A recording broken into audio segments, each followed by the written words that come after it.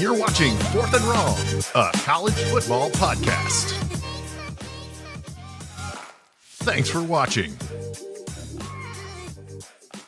And now to your hosts, Chris Marler and T. Huck. Look at that intro from the booze himself. Welcome to Fourth and Wrong. Today is Wednesday, January 21st, 2026. Unfortunately, the college football season is now over, Chris. Terrible. But in today's episode, we will react to the college football championship game, and we'll talk a little more portal, some rumors, some groomers maybe. Oh, God. Not again. No groomers. And much more. Welcome to the show, Chris. What'd you think of Monday night? Well, I was watching Raw, so I missed most of it. Pretty good match. No, I thought it was a great game. I know you had to be happy. I hated the way it ended, because of the way, like, the Carson Beck stat, like some of the stats that came out from this were fucking insane. And one of them was like, I guess he has lost 6 games in his career, and all 6. Man, Eddie, you didn't put this set up for my Twitter. It was kind of like mind blowing to me that he's had 6 losses in his entire career. 4 of them were on the last play of the game, and I think 3 of those were like his on interceptions. Those were all 3 of the losses this year. So I felt bad for him. You know, there's the stuff he's had to go through, man. Just his incredible journey. Maybe we should start there. That was kind of wild. I thought it was a really good game. I was really impressed with Indiana. I think if you're Miami, for the first time in a long time, if you're talking about Mario Cristobal, like now you, like, any of the what ifs all feel kind of valid, because it's like, if you don't have the punt blocked and you don't miss that field goal and you just are adequate on special teams, you probably win that game. And that's got to be a tough pill to swallow. But it was nice to see that stadium full. Yeah, for the first time in a while.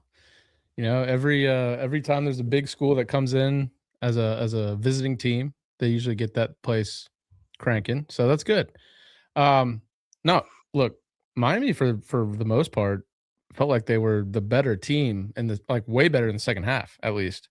If I kind of felt like Indiana had to get a couple miracles there with the block punt, the crazy run by Mendoza, and then, you know, obviously Carson Beck just making a terrible decision. I was starting to feel, once Miami hit about midfield on that last drive before Carson Beck threw the pick, I was starting to feel a little bad for Indiana fans, because they basically would have had the game completely won had they just not false started. Right. Like, that was insane. I was like, is that how they're going to lose this season? Like, the perfect season, the underdog story, though they were favored in the game, obviously, but just as a whole. On a false start from a kid who was an All-American left tackle. But they found a way, as they have all season. And what a story. I mean, Mendoza, for the most part, to be honest, wasn't great for the game, but he made some key plays. Go over 214 passing yards. I know that. And also, Miami was able to run the football and get pressure. And, like, I mean, that was shocking to me that they were able to run the football so effectively. Malachi Toney was awesome, as usual. Like, that kid's going to be a star. When he plays at Ohio State in 2 years, he's going to make so much money. Yeah, what? Dude, we'll talk about the portal in a minute, but I mean, apparently these days it's like, not only do you not, like, could you be signed under contract for another year with your school and just completely void it, potentially with no consequences, you could potentially be playing in a professional league and come back and just say, meh, still some eligibility left. It's wild. So we'll get into all of it. It's happening at Bama, which, like, so, you know, the good guys are winning, thank God. I'm kidding about that. No, what was your take on the game? I mean, obviously in the first half, Indiana, especially on defense, was dominant. I mean, I think Miami had 8 third downs that they didn't convert before they finally converted one, and that was in the second half. Couldn't get a drive on Indiana. They finally drive down. And I was like, man, after what was seemingly a dominant half for Indiana, like Miami's about to kick a field goal here and just be right in it. And then they missed the field goal. Consequently, it hit the upright. Real shame to see Miami lose basically on a wide right field goal. But I will say, it wasn't totally wide right. It did hit the upright. And then I saw someone on Twitter turn that loud ass sound into a Blues Traveler song. What was on the Twitter. song? It's just that doom. Actually, was it Dave Matthews? I don't know. It I had can't to be remember. But Dave Matthews, and yeah. it was just boom. They just kept playing that over, and it was perfect. Down, now, now. That song. Yep. Yes. Exactly. Yeah. It was Dave Matthews. Yeah. So it was perfect. And then the second half starts, and you just feel Miami coming back in the game. Yeah. And honestly, they were the much better team in the second half. Without that blocked punt, and I don't know if you saw on Twitter too. I was actually explaining to my girlfriend, we were watching the game together, and I basically transferred all the anxiety I get when punts go off for the punt returner to her. She's never actually thought about what goes into a punt return. She's like, it's would be awful. That's what I said. Everyone's looking at me. Everyone's looking at me. She's like, I just assume they just catch it every time. I'm like, let's break down what's actually happening here. That guy right there, because I was saying, why would he catch that on the 4-yard line? Yeah. And I was explaining to her, heels on the 10. Football guys like us, we get it all the time. You don't have to explain it. The 5 is the new 10, which is shocking to me. It doesn't make much sense. No, but I feel like 10 should still be the same. Put it the fucking 8. But either way, it makes no sense to me. Go on. And I was like, imagine that guy.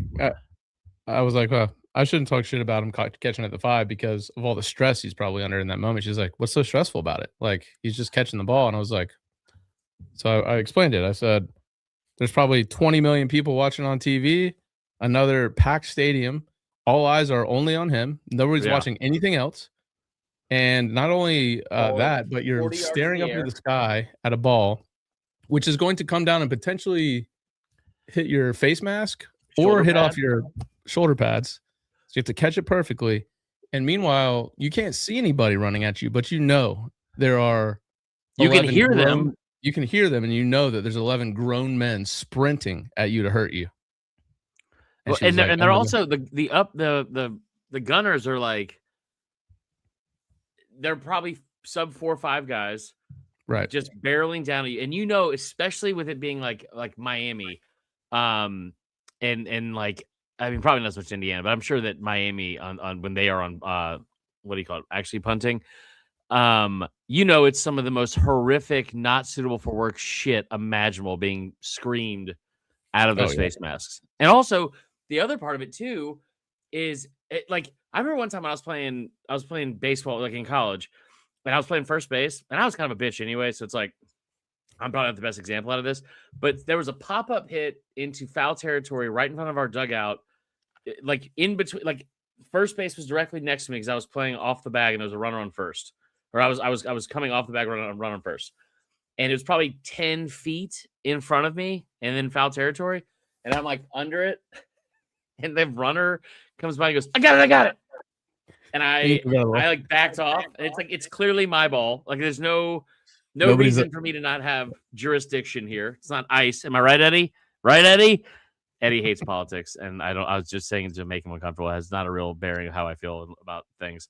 Anyway, the ball lands, and I think it actually squirted back into fair territory, and then so then the guy's on first, and I'm just standing there next to him, and his coach is like, "Don't you ever fucking do that bush league shit again?" And there was 12 people in the stands, all parents. So I can only imagine what it was like having to catch this in front of Fernando Mendoza's hot ass aunt. Yeah, she's not bad on the eyes. But then you go on Twitter and you see basically the sky view of that play that Miami had tried to set up a fake punt on the Malachi Tony, where he fielded at the 4. Like they said, if it had not been such a good punt, that the dude, they had basically run one of the guys all the way over to the left-hand side, and my guess was he was going to catch it and throw it over there, and there was not a soul in front of him. No. But because it was such a great punt, and again, back to Indiana being basically good at everything they do, like just perfect execution. So, This was the worst we have seen them look all year. And I want you to think about what I just said. Them winning the national championship at Miami against Miami was the worst we've seen them play arguably all year. They were bad in pre-snap penalties. They did a lot of uncharacteristic things. They didn't have a ton of balance. They weren't able to stop the run immediately like they had been against everyone else they played. I mean, this was when they still were able to win the game. It was awesome, man. It's Fernando Mendoza. Did you see his post afterwards? Like on Twitter? No, I'm glad you asked, Tyler. It's not on Twitter because he doesn't have Twitter. He posted LinkedIn. to one social media platform, and that was it. Do you want to take a guess at which one it was? It's LinkedIn. He's talking about B2B sales. LinkedIn, B2B sales. Carson Beck is like already in someone's Snapchat, just dick pics galore, just mass text dick pics. And Fernando Mendoza is going on to LinkedIn, a place he'll never need because he's going to go make $52 million with a first overall pick in the NFL draft. Why is he so into B2B sales? I mean, I don't know. A better question is, why is he not more into BBC sales? Am I right, Eddie? Am I right? Yeah. Also, can we talk about one of the most awkward moments ever? You were watching the game with your girlfriend. Yep. Eddie, I want you to come in for this part. She asked me what special teams was. So that was special in itself. That sucks. Yeah. I mean, this is an Auburn grad who lived through the kick six. Oh, why are you fucking? I bet her mom knows. She probably does. Paula Fine Mom. That's good. Did we mess that up, or did you think that last week? I did. Yep. Okay. I forgot about that part. I remember the Paula part. That's good. Fine Mom. Yeah. We'll have she'll be a regular guest as long as you guys are, But also, Eddie, I want you to come in for this part, and I don't want you to be weird about it. Did any of you have an incident with the Abella Danger part of the broadcast? Who's that? What? Yeah, what are you talking about? Good answer. So professionals. This is a professional podcast with professional hosts and co-hosts. Eddie, don't find a picture because I can only imagine what would happen if you Googled that name. But no, one of the biggest stars off the field and on the dick this entire postseason was Abella Danger. And what was great, I'm not into that. I genuinely didn't know who she was. I'd heard the name a bunch, and I just made the assumptions because all the content or the jokes people were making, I was like, she's clearly I thought she was like an OnlyFans person, at first I thought she was Johnny Manziel's girlfriend, and then it was like, okay, well maybe it's like something else. I had no idea who this was, and I was smart enough to not put two and two together. Be like, well, I should Google it, because it felt very obvious once they showed her. I was like, that's probably not a real name. Danger, come on. And so, just reasonable. So how do you react in the moment? I didn't know who it was, and I was on my phone, so I missed it. But I saw everyone going crazy, and then they panned back, and I was like, "Oh, I think that's that girl that everyone's talking about." And I was dead serious, and I was like, "Oh, the porn star that you definitely fucking know. Like, don't lie to me." And I was like, I'm not.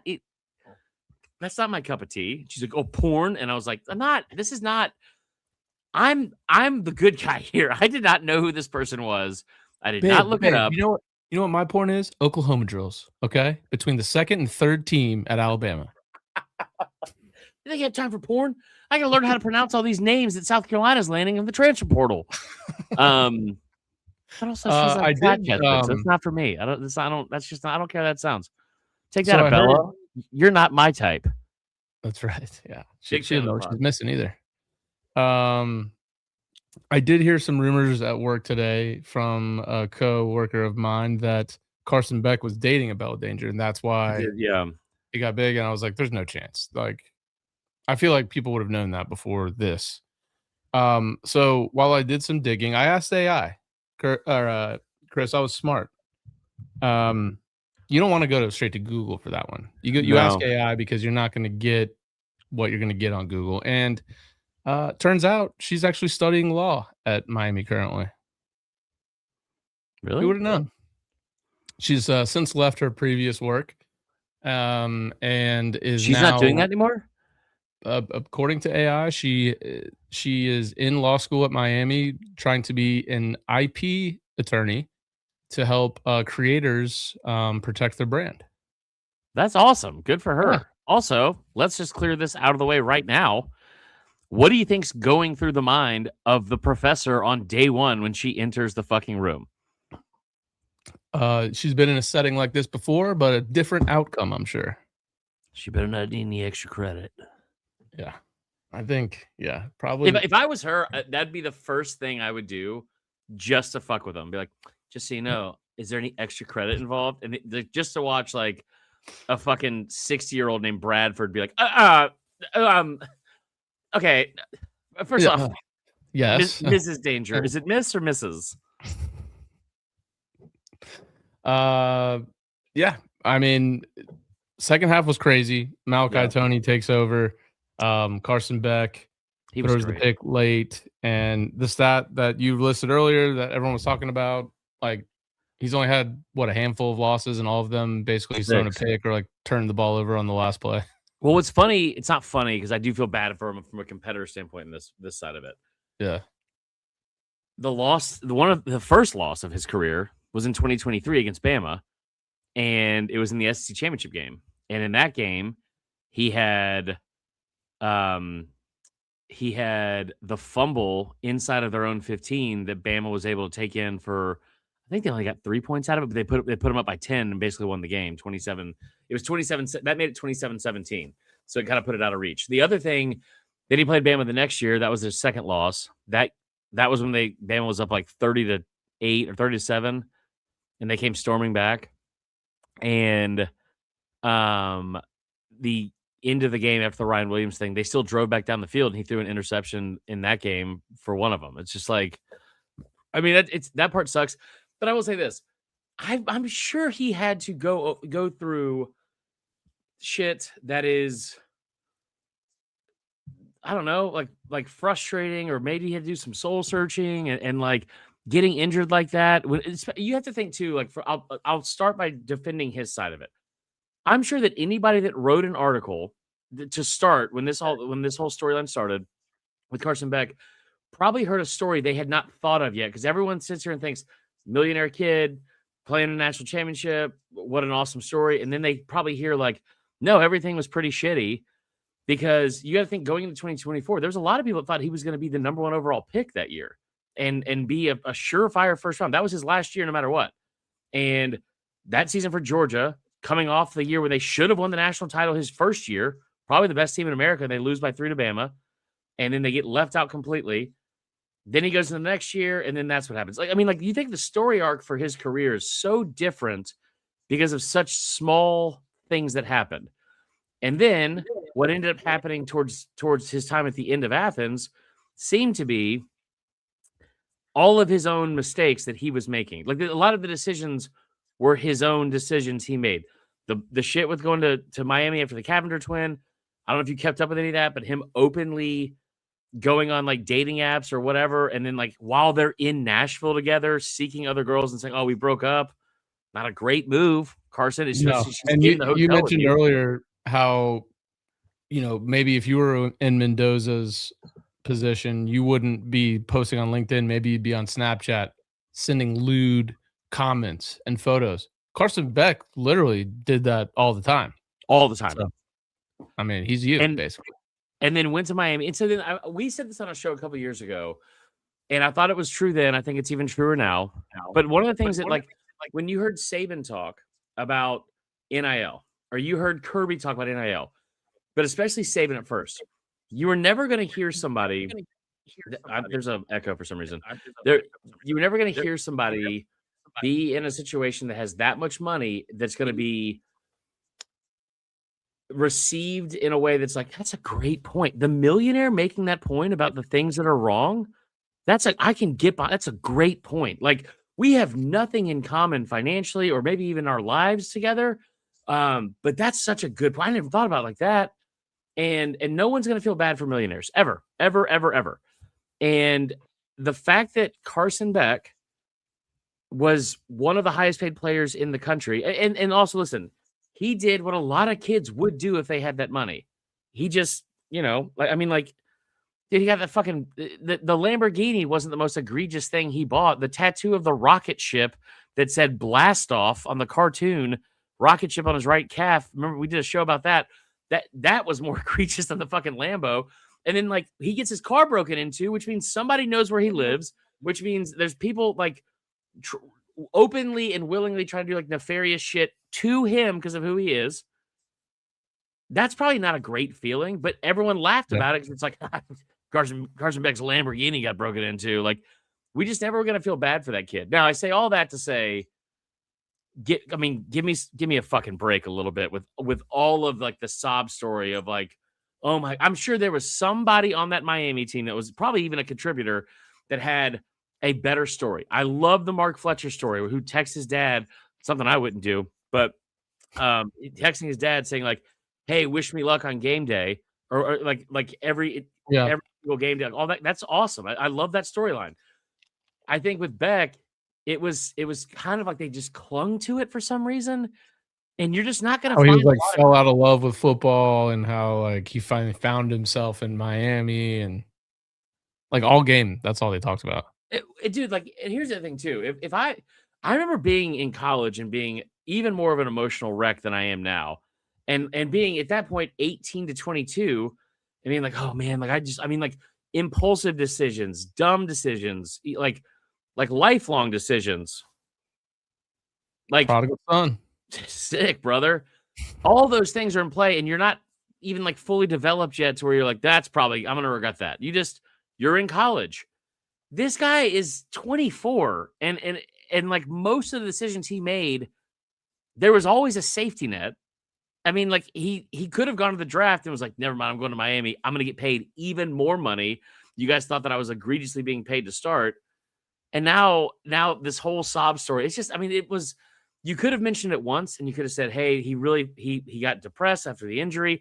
And people would have been that probably sucks because he probably could have been in the NFL draft, blah, blah, blah. But instead, they milked it and it was no one feels bad for this kid. No, especially local Atlanta radio, apparently.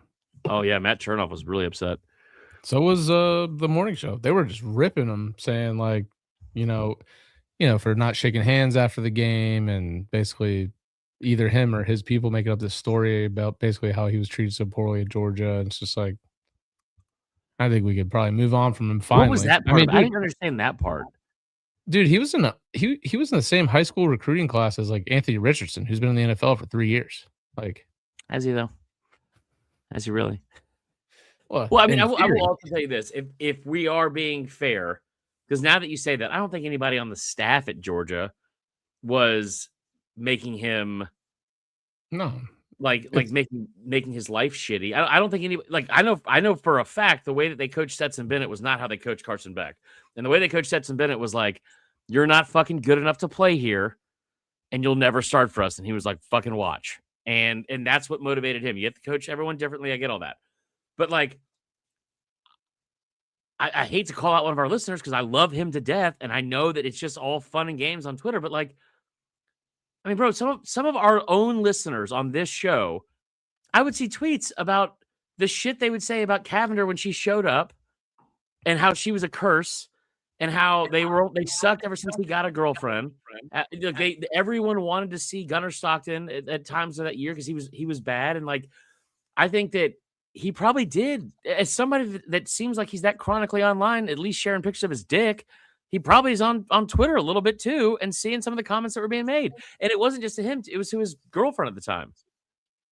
Right, and the only move in that position is just to get on Snapchat and just see what's out there. Make yourself feel better because you've lost the love for the game. So why not gain a love somewhere else, which is, showing your jump. It's crazy that in almost any scenario, if you Google some scandal or something salacious like that, it's hey, Google, is there one example of this thing? I know it's kind of a weird, random thing, but is there one example from this? And it's oh, you know what? How about 5? We had a Mike or Jersey Mike sub buy 5 get 1 free thing of just his dick pics and Snapchats on Twitter, or Snapchats that people are posting on Twitter. It's crazy. Yeah. So, Eddie, bring up the picture of Carson Beck's dick, please. Yeah, it was a. Eddie, I have a the question dick. for you.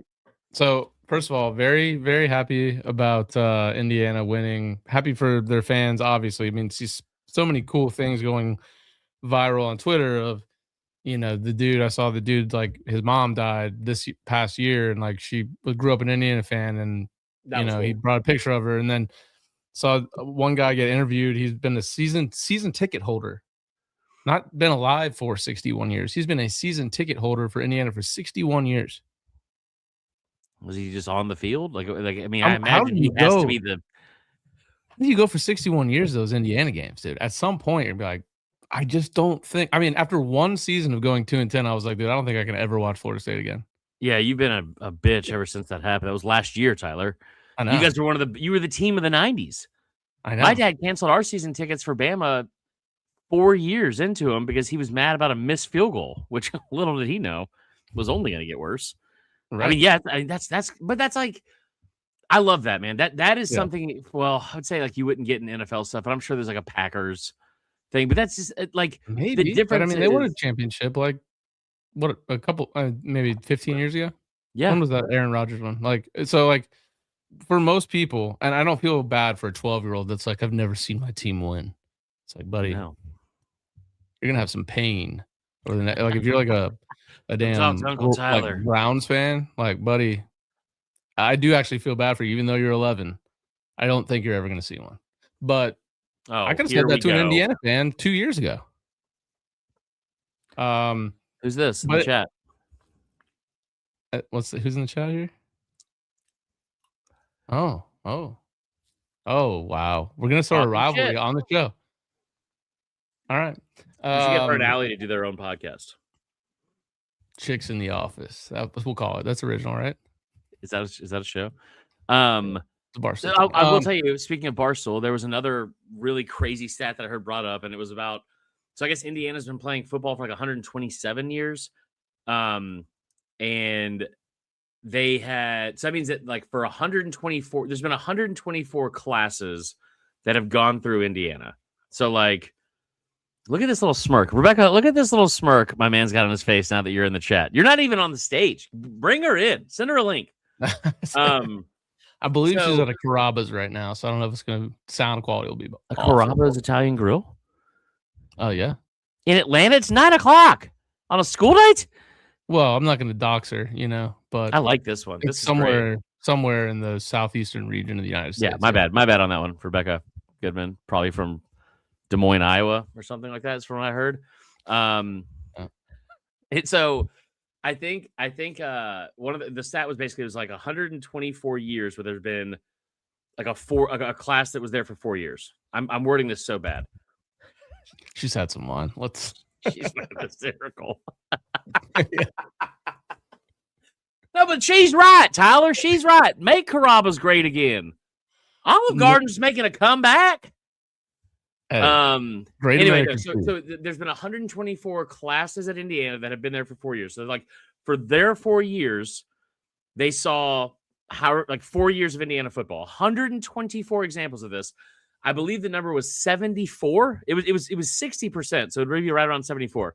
But 60% of those 4-year cycles had less wins than Indiana had this season alone. They saw less than 16 wins in 4 years over 70 times. And this team did it. I mean, it's such an awesome. It's such really, like Signetti became likable. Connor fucking asked him that question about beer. Which did he really? That was him, yeah. I mean, which I'm happy for Connor. Like that's just a crazy thing that like you would have never thought could happen. And I brought this up, I think, on the last show, but I think it's also a really good point to bring up again moving forward. And it's something that like should be fucking put in front of Mike Norvell's face immediately, and probably Kalen DeBoer, and even Lane Kiffin down here. But like the ability to have an excuse for not winning in this era, or needing a couple years to figure it out, or just getting more resources, all that's gone. Like all of that's gone. This is not a lightning in a bottle. This is you took the worst, you didn't go to Texas Tech and find a fucking oil billionaire. You didn't go to Oregon and find that geriatric Phil Knight who's like Michael Scott's grandma forgetting to send birthday checks. And so he's just writing out fucking millions of dollars to use for NIL. Like, you found the worst program in the country and said, listen, I'm going to turn this into a winner. And not only did you do that, you won a national title in 2 years without a $20 million roster, without like a shit ton of help from the portal. Like, it's such an awesome story, but it's also like, hey, I'm not saying it's the new standard or everyone needs to do this. Cause I think once you have like the comparison and try to compare yourself to others, it's usually doesn't work out well, especially in college football. But dude, if you are Lane Kiffin and you have just been handed, I said last week it was $30 million. There's no way if they get Jordan Seaton, it's under $40 million for this roster and all the resources you have in place and the donor base and the stadium and the facilities. If you don't win right away, you're fucking like, what's the excuse? Well, there's a couple of things with that too. And I think Eddie's going to show something here, but like with Indiana, also you got a Heisman Trophy from a quarterback who couldn't even beg to be on Miami's roster as a walk-on out of high school, went to FIU on scholarship, was like, I don't think this is the place for me. Went to Cal and was like, where's decent. FIU? FIU is in South Florida. Eddie might know the exact. Boca Raton is Florida Atlantic. I don't know FIU. Eddie, why don't you get in here, show your face, and tell us where FIU is? Rebecca, where's FIU? We need to get Rebecca as the producer now. I mean, Boozy can't even find his way into here to tell us where FIU. He lives in the damn state. He's gonna put Damn, Eddie, I can already see it. Roasted. Didn't want to dox his girlfriend, but he's doxing you. Well, hey, look. First of all, let me mention something real quick. It's in Miami. You got me doing like 8 things in the background here. Like right? what? I'm trying to figure something out for the first time on a live show. Carson Beck dick pic for hours. It's like, thank you, Purple Haze. Purple Haze gets it. Still waiting on that. Yeah. So like, by the way, there's 328 people live. Appreciate all of you guys watching and listening. The comment section outside of my wonderful girlfriend, it's not very active tonight. No, it's not. I wonder, is it because it's a Wednesday? Is there something going on tonight? I think everyone's kind of weirded out by this comment, and I think they all left. What's going on there? I've been watching a lot of Mormon Wives, so I would love to know what the background is on that, Eddie. Eddie is multitasking. Jeff Williams and Purple Haze has been a really good addition too. We're getting some stragglers coming in. Thanks, Purple Haze. I don't know. I think you're right. The Mendoza thing is that lightning in a bottle? I'm not comparing him to the season, but like that he did not have the season Joe Burrow had, but is he like a Joe Burrow type of impact and player for that I think he is for that program. You could argue he's even more impressive. I just wonder, like, you got the Hoover kid from Tennessee or TCU coming in next year. Like, is this just going to be a plug and play type thing? Like, because we don't know yet. Yeah. I mean, the kid that they had the year before was Curtis Rourke, I think, that had transferred in from like Ohio in the MAC, and he was putting up pretty big numbers last year. And all of the now you have to go to the next iteration of it all, Tyler. Now you have like you have to go through this shit that is frustrating for coaches. All of these coaches have been with him since he was at JMU, and some of them even before that. And so like now you have to like, when is his first year where he loses a coordinator or 2 coordinators because they get high paying jobs? Because all that's going to come. But I mean, I would argue, I think, like, dude, what Jeff just said, Burrow, like Burrow, I don't think they go 15-0 without Joe Burrow at all. I will also tell you that whoever the backup was at that year probably puts up pretty good numbers with fucking Jamar Chase and Jordan Jefferson. Look, his receivers that he had, like they talked about on the game, like the one kid Becker who's been like making these brilliant catches. We were talking about it, and I was texting with Booza and my fraternity brothers. this kid, like every week, it seems like they're making these insane catches. Like Yeah. the throws are good, don't get me wrong, but like the catches are unbelievable. Yeah. All these guys are 0-star guys. Like the kid Becker was, you know, a kid out of Nashville, so that's why Herbstreit knew him, and he was like, I didn't really expect him to turn into this. Basically saying like, yeah, he was ass. Like, yeah, he went to Indiana before Cignetti was there. He tried to transfer out, and no one Cignetti wanted him. convinced him to stay. And like, even the first 7 games of this year, he had like 60 total yards or something crazy like that. And then down the stretch, he just became a menace for them. On the other side, Surratt was great all year. I don't think he had barely any drops all year. He had like 3 in the game. It was just a wild thing. We got to bring up the field goal one more time, though. What's up? Did you see his stat about Chipotle? I did not. Play this first.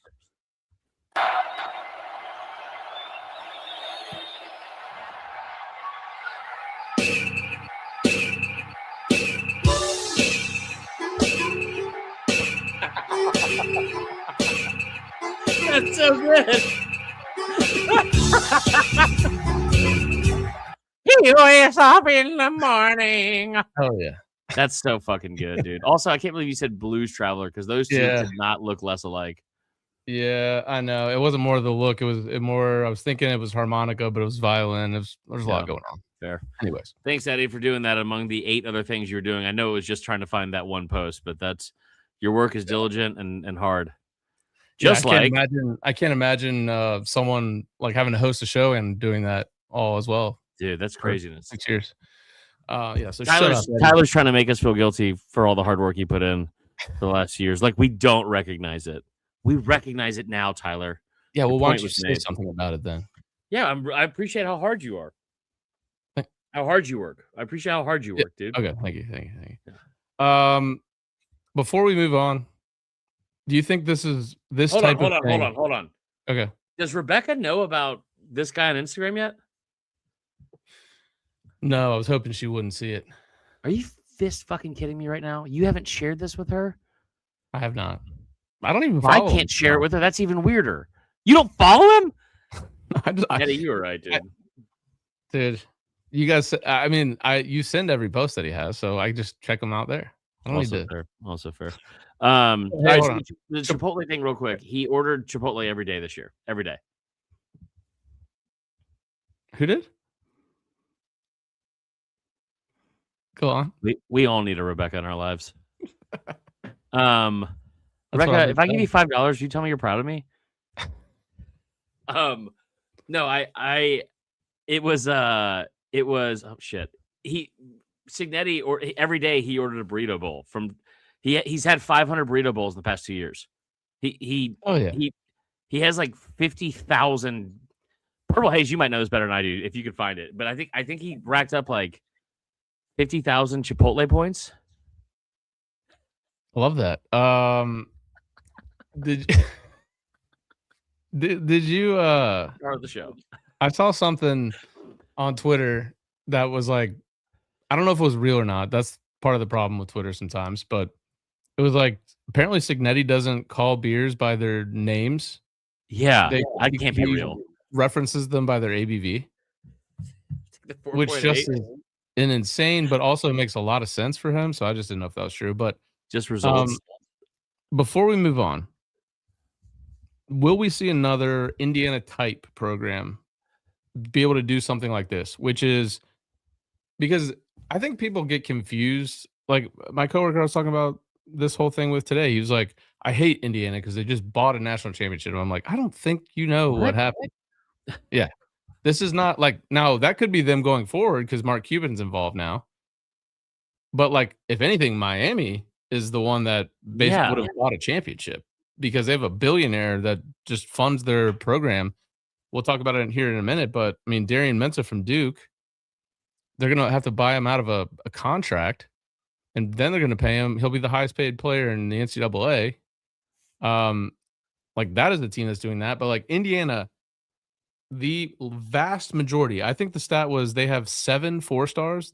They no 5 stars, 8 4-stars. The rest 3 stars or below. Most of them transferred from James Madison or a lower tier program You had a Kent State in there, the worst FBS program in the country. Their Cal, which I think there were rumors actually that Georgia really wanted Mendoza out of the portal, which is interesting. But like he wasn't that he was okay last year. I mean, the kid that they have this year was better than he was last year at Cal. You took this team that was basically a bunch of nobodies and turned them into a dominant force and went 16-0, first team since like the 1800s to do that, just because of the amount of games we played mostly. But and like, I know that they're not as talented as any of the top teams we talk about, whether it's the Miami team, the LSU team, Bama team, Florida State team, these teams that like were dominant, those all had more talent. But as far as like the way they beat people's ass, the run they went on down the stretch, I mean, beating even in season though, going on the road to Oregon, winning by 10, beating the shit out of them by 30 points in the playoffs. Illinois, that was a top 10 team in Illinois. They beat them 63-10. Beat Ohio State, the defending champ who hadn't lost and looked pretty invincible all year. Beat them in the in the Big Ten championship. Basically, I mean, no offense, but I have to say it for the emphasis. Like, Bama had no shot against them ever. Yeah. I'm telling you, Tyler, I haven't felt that helpless in a Bama game, because every time they play, it's like what I think there is going to happen against Georgia. Indiana did that, and I don't know if there's been a time that I've been more like actually measured with what I knew was going to happen in like in a negative way for Bama ever, because it was like, even when I was growing up, it'd be like, oh well, they have a chance. It's Bama, like they against all odds they can figure something out. This was like, I mean, it was over from jump, man. They were, and then they did the same thing to Oregon, literally from jump against Oregon. They had a pick six on the first play. Yeah. Now this game they did, like, it was a great game. Miami's D-line was incredible. Now they got away with a lot in that game. Both teams did. Yeah, but like, very physical in the secondary. Well, I mean, the shot of Mendoza was insane. What was that? Like, okay, I guess you could say, because they were saying like Herbstreit seemed to be like really wanting them to be like, that was a fair play, but like they were trying to say, well, like he was carrying out the fake handoff so you can hit him, which, okay, that's fine. But the dude, like I don't even like the targeting rule, but like the epitome of what it is, like, dude, just straight with the crown of his helmet right into the dude's neck. Yes. And just like they just let it play out. And it was late too. Like I would have called it, even though he was carrying out the fake. Like, it was nuts. He's bleeding on like the first drive of the game. He's bleeding from his mouth. And like, again, why it's so awesome to watch this kid specifically play. He's like just smiling, just fucking smiling as much as possible. Like, I mean, it was. I don't care how this sounds. I'm not saying that it's better. They did not have a better season than 2019 LSU. The idea that everyone just thinks that 2019 LSU would have boat raced this team is so fucking stupid, because I watched that team closely just like you did, and they also did not have a defense anywhere close to the caliber of what Miami, or I'm sorry, or Miami, but also what Indiana had. I thought it was awesome, man. I hope you're right. Like, I hope there are more versions of this. Like, I hope Bama sprinkles in a natty every once in a while still, obviously. But like, I think more than anything, man, this was really good for the sport. I don't care about the Big Ten part of it versus SEC for once. Like, I think this was just really good for the sport. And in the couple of years where it seems like all this terrible fucking same old, and then worsening of the sport happened, we got this, and it was great. Yep. So, great way to end the season. There's some stuff that's happening in the portal that we'll talk about here. I saw today Princely, not going to try to say the name correctly, from Ole Miss. Umam Lieman. Cool. Umam Lieman. Umlam Lieman. Yep. That's it, right? Eddie, bring up the field goal thing again. Because you're an LSU guy now. I think we could say that.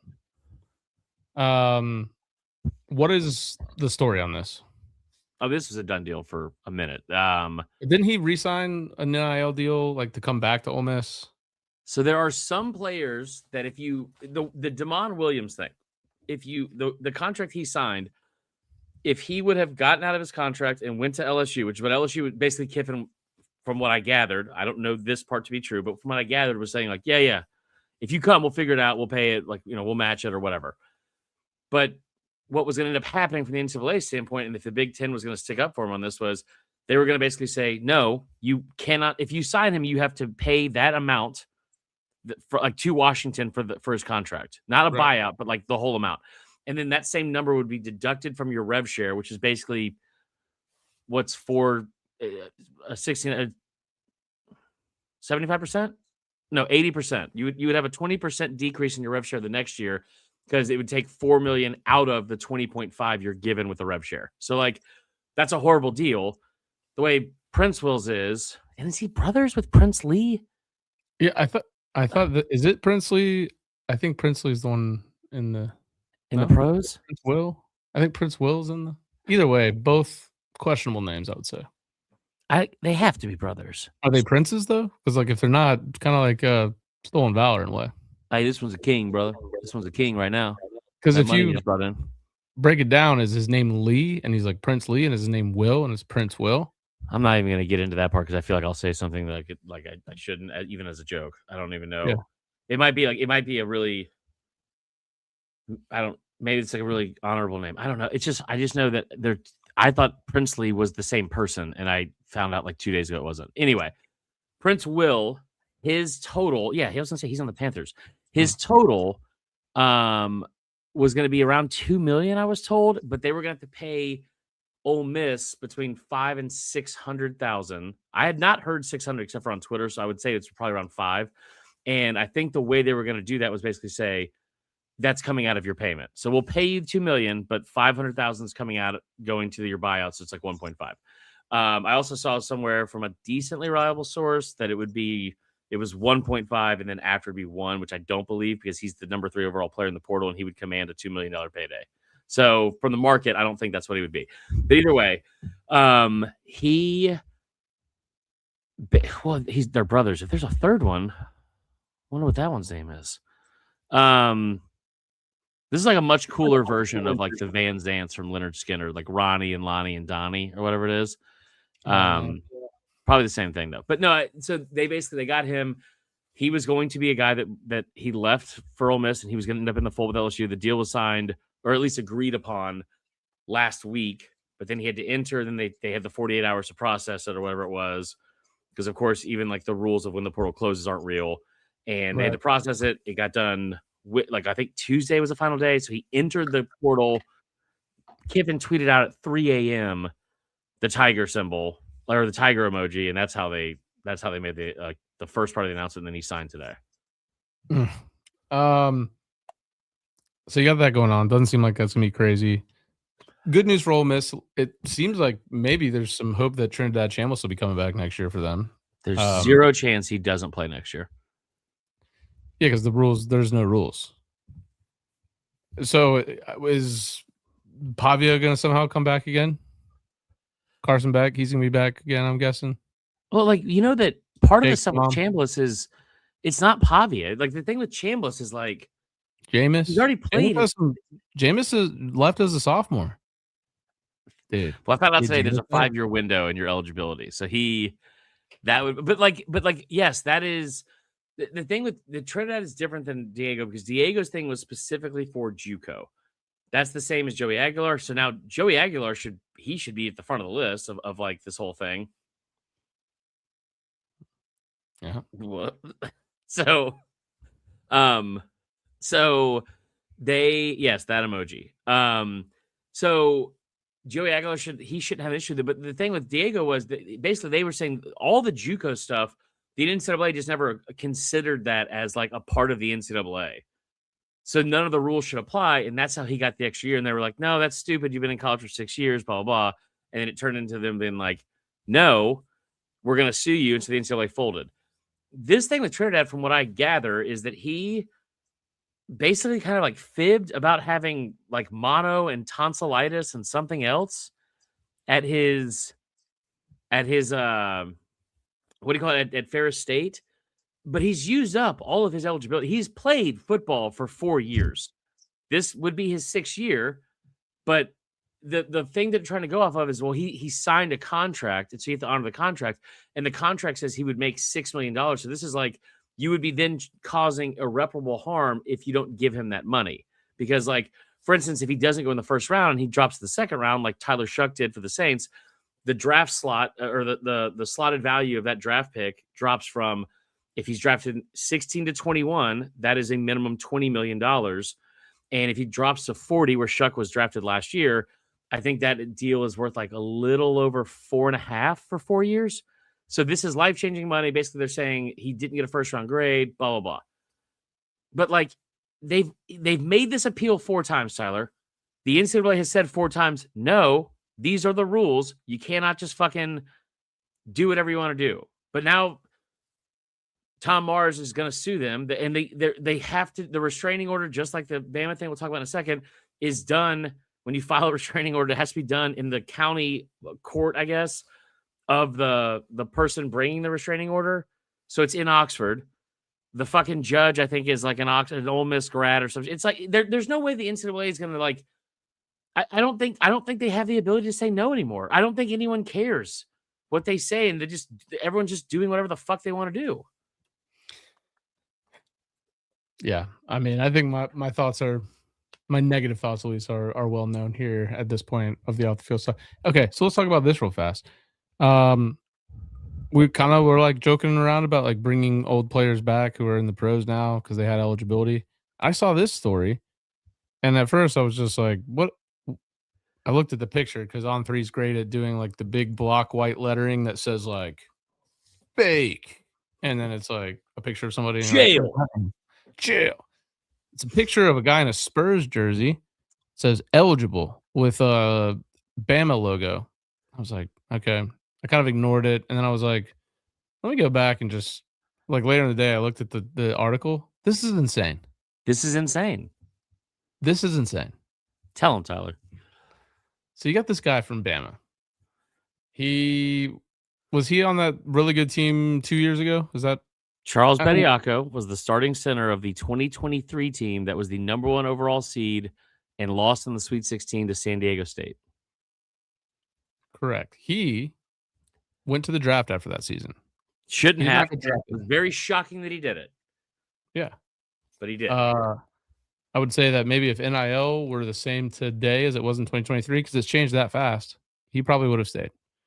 But he went to the draft. He did not get drafted. So he did what a lot of folks do when they don't get drafted. They either go overseas and try to get a professional job over there in basketball, or they try to get into the G League, which is basically what, like, the minor league system somewhat of the NBA. So he's been on the San Antonio Spurs G League team since 2023. And now no, that's wrong, Tyler. That's wrong. He's been traded. Like he has signed 3 professional contracts and has been traded. Right. Okay. Yeah. He's currently in the Pistons organization. Yeah. So he got traded to the Nuggets and now is in the Pistons, the Motor City Cruise, which you and we've been following the Cruise for a while now. They've had an up and down season. Oh, I know you're joking, Tyler, but I have kept up with him as of today because he played for him. And I know you're thinking, well, it couldn't have been any time recent. No, it was on Saturday. He played for them in a game on Saturday, on January 17th, 4 fucking days ago. He played in a professional basketball game. Well, Chris, in 6 days from now, on January 27th against Tennessee, he's going to be suiting up for the Crimson Tide. Wrong. That's in 3 days. But that's when his hearing is. And I wrote a whole article on this. I sent it to both of you. But, like, yeah, he can play this week. And listen, you think Nate Oates is not going to play him? You think Nate Oates is above? I'm not going to unpack this can of worms because I understand what he did a couple years ago with the 2023 team and all that happened, and sitting a player that was not directly involved with something. I'm not going to get open all this, but like sitting a player that would basically fuck it, I'm not even going to bring it up. But there's no part of me that thinks he's not going to play him on Saturday if he's available to play. But how the fuck is this happening? Like it happened at Baylor for a guy that was drafted number 31 overall. So that's the precedent they're going off of. But what I don't understand, Tyler, last year too, Shamar Stewart almost went back to Texas A&M after getting drafted in the top 15 with the Bengals. Right. I don't understand. What I don't understand is like this is if you, for years and years and years, decades upon decades, it was all right. Well, if you want to go pro, you can go pro. Here's the beauty of NIL now. It's the best part of it. Like it's one of the few bright shining parts of NIL that everyone could probably agree on. Hey, this is good. If you're a player like Jalen Milroe, or you're a player like Darian Mensah, who's not got a ton of pro prospects, but Jordan is getting offered. Yes. Yeah, he was it was perfect for him. Like if you're not good enough to go pro, but you have another year of eligibility, someone will overpay for you. Ty Simpson getting $6.5 million as an offer from Miami, Ole Miss, Tennessee. That's a really good deal for him if he's not a first-round grade quarterback. But he ended up being. That's why he left. But Jalen Milroe was offered $4 million from someone last year and decided to go pro instead. I think that's a bad investment because he could have made more money from that 1 year than he would have made in the NFL. The other thing is if you're now allowed to do that, like you're allowed to better your life, make more money for yourself, support your family, whatever the fuck you're gonna do with it, by not having to go pro early. That was a problem with the early jump to the NFL for some of the juniors for years and years. But if you get, I know he didn't get drafted, but if you're going to play professional basketball and you've said I'm leaving, I'm going to go play pro. And here's the thing too, Tyler, in basketball, it's endless opportunities for good college basketball players. It doesn't mean you're going to go to the NBA. That's really tough.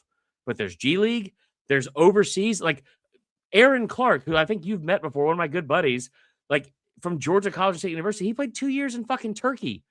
Like he was an all-conference Peach Belt player. He made like $60,000 a year playing overseas in Turkey. Like there's opportunities everywhere.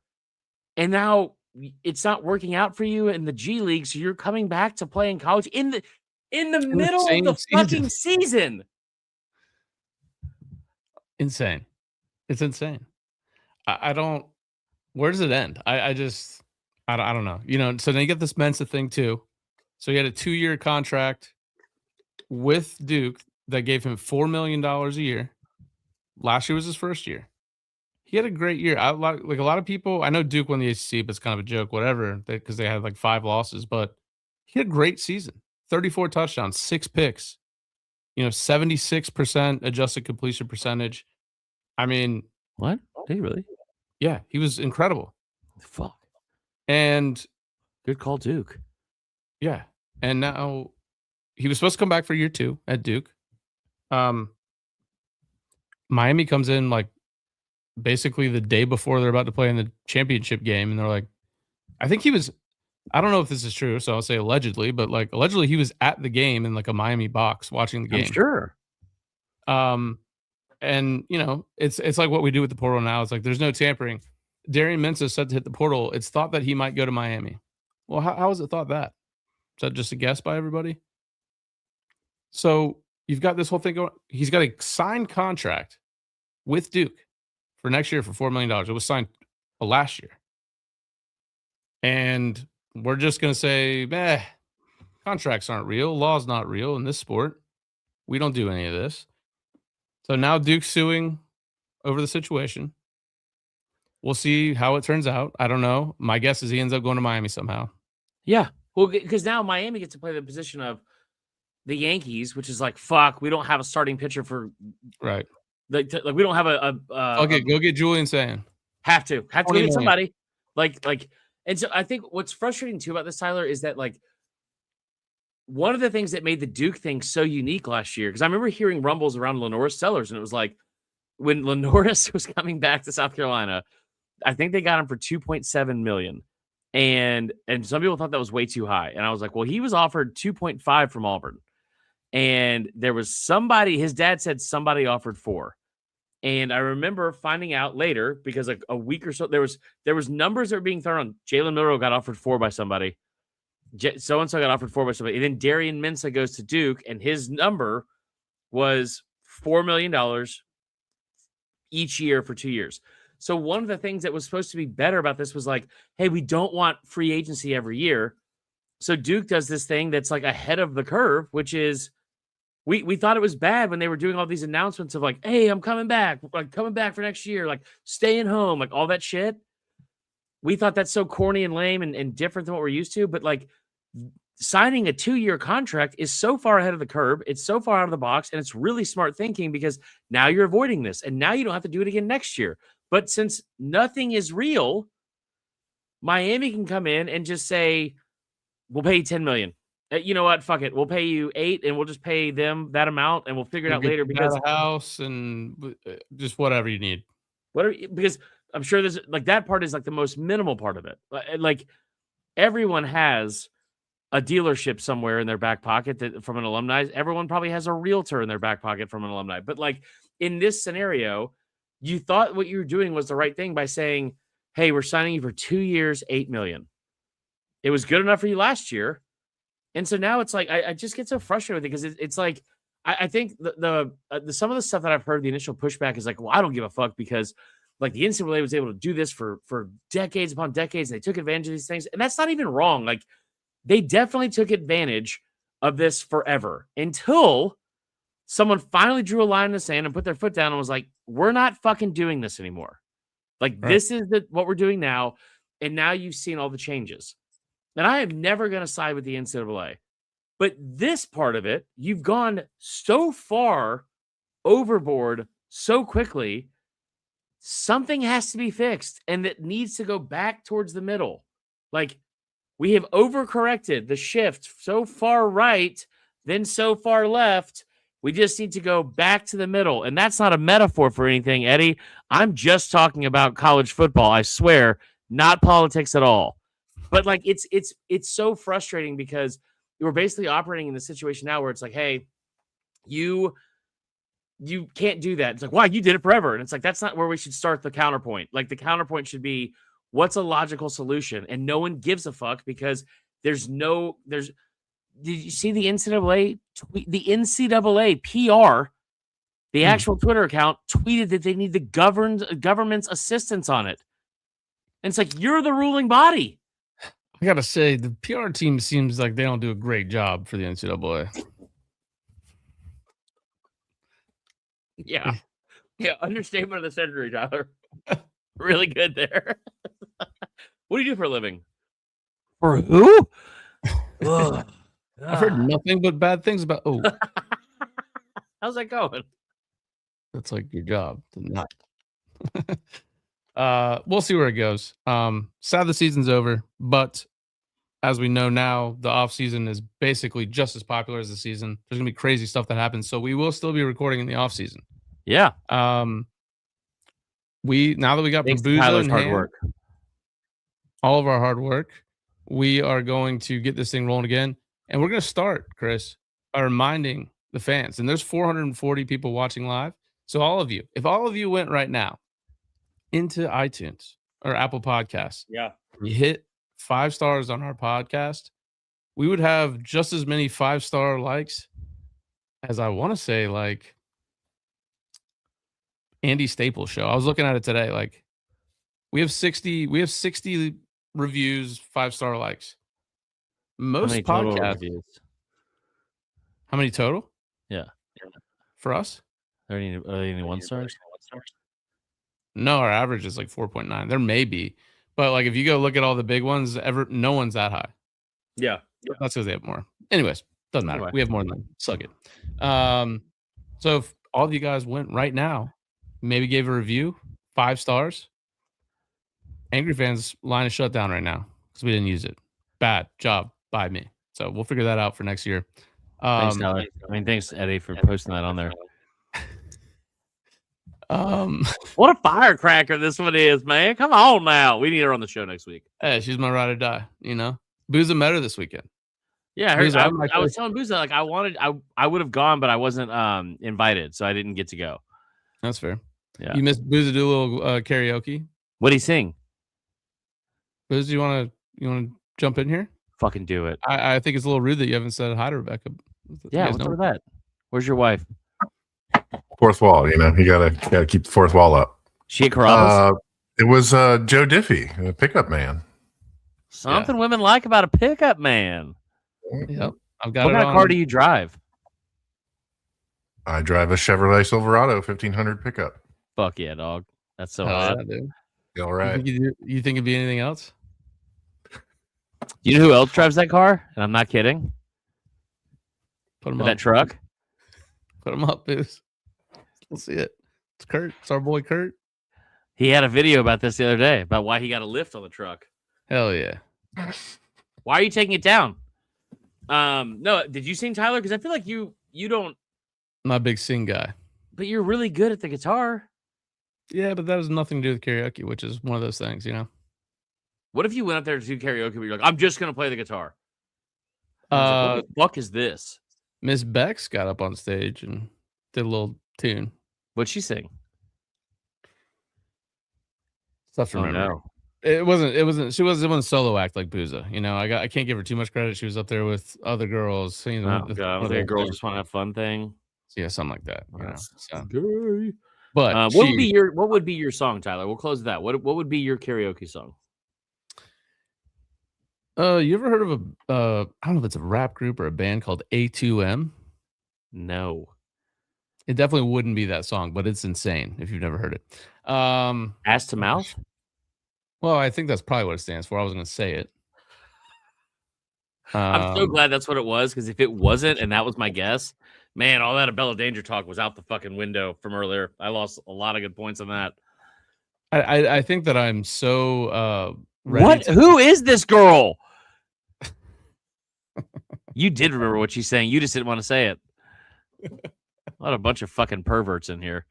I don't have a go-to song because I know that I'm not likely to get up on stage and sing. I can see that. Or it's just gonna have to hit me in the moment. That's kind of would be my vibe. What about you? Do you have a go-to? One of two. It would be Louis Armstrong, "What a Wonderful World," because I fucking nail that. That's true. Skies are blue. Pretty much spot on. Yep. And then the other one, which is like, what's that? I like your Mincy better, honestly. Hey, y'all, I'm out here right now. Are you ready? That guy. The other one is Cher, "If I Could Turn Back Time," which I fucking kill, but there's not a lot of places in Atlanta that let you sing males sing female songs. At least that's not. Yeah, remember what's the one that was in the Virginia Highlands that was so cool? Meddlesome Karaoke, that place? 10 High? Yeah. They would never let me sing it. They're like, no, men can't sing the women's live songs. band. Yeah, live band karaoke. But they also had like the music nights where it was just, they're like, no, that's a strict rule. Men can't sing women's songs. I'm like, that seems pretty opposite what most of you fucking weirdos in here think about politics, Eddie. But that is my song. I mean, it's like, my throat's not really there right now, but I mean, if I could turn back time. God. Pretty good. Oh yeah, it was fantastic.